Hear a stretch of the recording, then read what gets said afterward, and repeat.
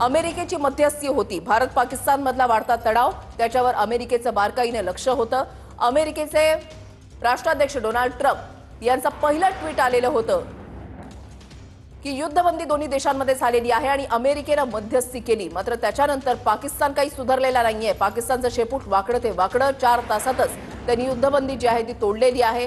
एलओसीवर गोळीबार करायला सुरुवात केली आणि आता अमेरिकेची भूमिका काय असणार हे देखील पाहणं महत्त्वाचं असेल। आता चीननं स्पष्ट केलेलं आहे की आम्ही पाकिस्तानच्या बाजूने खंबीरपणे उभे आहोत। महत्त्वाची बातमी आपण पाहताय, ड्रोन संदर्भात थोड्याच वेळामध्ये भारतीय सैन्याकडून माहिती दिली जाणार आहे।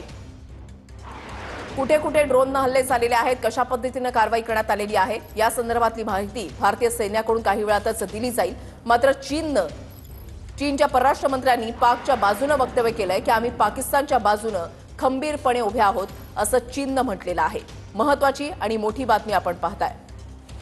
पहलगाम मधल्या हल्ल्यानंतर आंतरराष्ट्रीय पातळीवर सुद्धा याचे पडसाद उमटल्याचं पाहायला मिळालं आणि यानंतर 15 दिवसाच्या आतच भारतानं ऑपरेशन सिंदूर राबवत पाकिस्तानला चोख प्रत्युत्तर दिलं।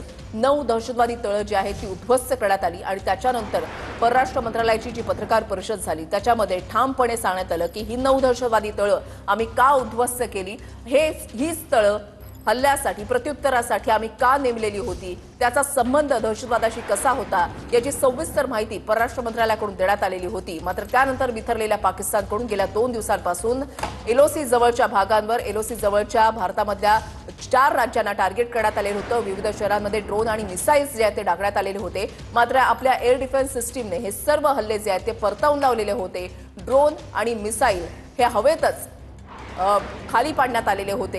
केंद्रीय गृह सचिव आणि गुप्तचर यंत्रणेच्या अधिकाऱ्यांची आता बैठक सुरू झाली आहे। महत्त्वाची बातमी, राज्यांच्या मुख्य सचिवांशी व्हीसी द्वारे आता चर्चा सुरू झालेली आहे। तणाव जो आहे तो कमी होत नाहीये, तणाव हा निवळत नाहीये।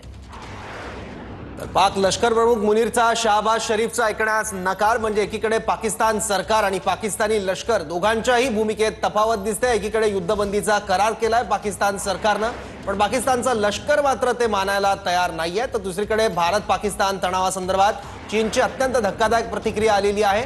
या सगळ्या तणावासंदर्भात आणि या सगळ्या स्थितीमध्ये आम्ही पाकिस्तानच्या बाजूने असल्याचं वक्तव्य चीनच्या परराष्ट्र मंत्रालयाने केलेलं आहे।